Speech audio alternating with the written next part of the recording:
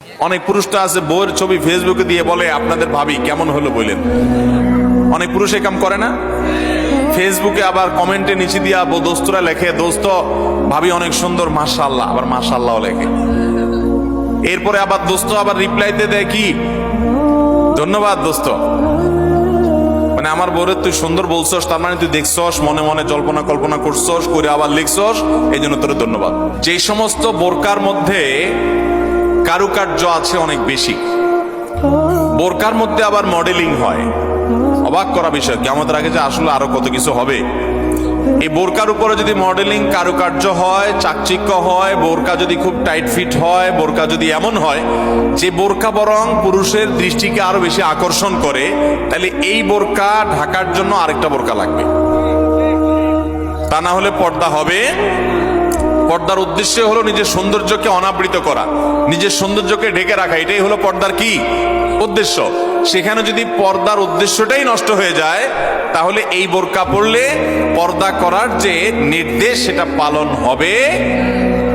ভাইরা আমার, এই জন্য টেডি মার্কা বোরকা, আপনার এই মডেলিং মার্কা বোরকা, স্টাইলিশ বোরকা, এগুলা পর্দা হবে না এগুলা দ্বারা। হ্যাঁ, কোনো নারী তিনি খোলামেলা চলাফেরা করেন, তিনি দিনের পথে মাত্র আসছেন, মডেলিং দিয়ে শুরু করছেন, আস্তে আস্তে ইনশাল্লাহ পিওর বোরকা যাবেন, হ্যাঁ সেই হিসাবে তার জন্য আমি বলতে পারি এটা ওজোর, ঠিক আছে, উনি চেষ্টা করেছেন, শুরুটা অন্তত করেছেন।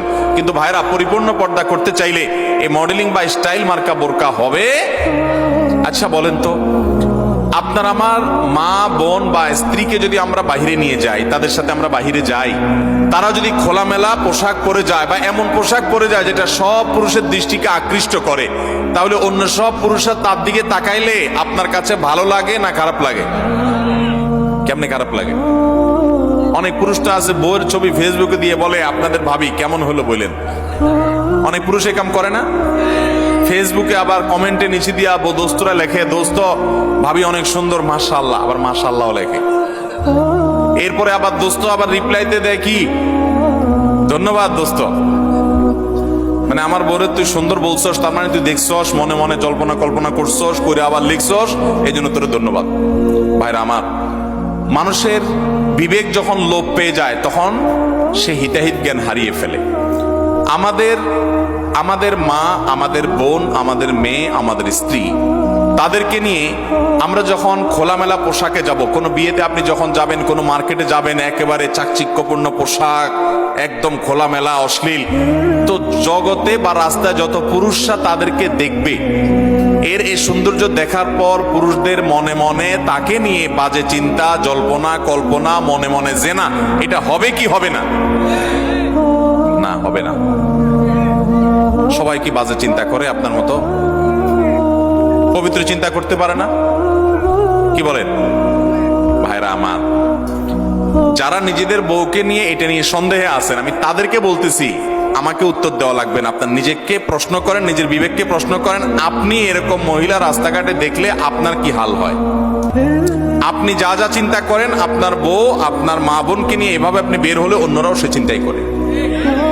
আল্লাহ আমাদের বিবেকটাকে খোলার তৌফিক দান করুন। আমি মিডল ইস্টে, বিশেষ করে সৌদি আরবে অনেক মানুষ দেখছি দিনদারির নামগন্ধ নেয়, টাকা নিচে সে জুব্বা পরে, হারাম কাজ করে, বিড়ি খায়, সিগারেট খায়, 2 নম্বরই করে, মানে মুসলমান হিসেবে কোনো ভালো মুসলমান না। কিন্তু গল্লির ঠাওয়ার ঠিক আছে, জায়গা মতো সে একেবারে সুসের মতো সোজা, বইয়ের ব্যাপারে পরিপূর্ণ পর্দা মেনটেন করে, কোনো রাষ্ট্রীয় নির্দেশের কারণে না। বেশিরভাগ পুরুষরা এটা করে এই জন্য, কারণ সে জানে তো সে নিজে অন্যের মেয়েকে খোলামেলা দেখলে কি জল্পনা কল্পনা তার মনে আসে সে জানে, অতএব তার স্ত্রীকে নিয়ে গেলে অন্যরা কি জল্পনা করবে সে জানে, এই জন্য তার আত্মসম্মান বোধের জায়গা থেকে সেটা করে। মুসলমান নারী, তার ভিতরে আত্মসম্মান বোধ থাকবে যে আমাকে নিয়ে মানুষ বাজে চিন্তা করবে, জল্পনা কল্পনা করবে, নোংরা চিন্তা করবে, এটা কোনো নারী করতে দিতে পারে? একজন খোলামেলা বেপর্দা নারীকে দেখে যত মানুষ মনে মনে তাকে জেনা করে, সে মনের কথাগুলো যদি মানুষ বলতো, এই নারী জুতা দিয়ে পিটতে পিটতে রাস্তা যাইত। কিন্তু সে মনে মনে মানুষের এই জেনার কাজ সে করে যাচ্ছে। আল্লাহ আমাদেরকে পর্দার গুরুত্ব বোঝার তৌফিক দান করুন। এটা নারীর জন্য অসম্মান না, এটা নারীর জন্য বরং সম্মানের, এটা নারীর ইজ্জত রক্ষার জন্য সবচেয়ে বড় মাধ্যম। আমাদের সেকুলার, অতি সেকুলার, উগ্র নাস্তিক বন্ধুরা বলে যে হুজুরদের মনটাই খারাপ, এই বেটারা বলে মহিলা দেখতে বলে তাদের বলে অবস্থা খারাপ হয়, এই বেটাদের চরিত্রই খারাপ। অর্থাৎ আমাদের এই ভাইরা যারা এই সমালোচনা করতেছেন, আমাদের এই ভাইগুলোর দ্বারা মনে হচ্ছে যে ওনাদের মনের ভিতরে কোনো এই সমস্ত বাজে চিন্তা আসে না, ওনাদের মনটা একদম ফেরেশতার মতো পবিত্র। এরকম যাদের কোনো চিন্তা জল্পনা কল্পনা আসে না, এরা হয় মিথ্যুক আর না হলে রোগী।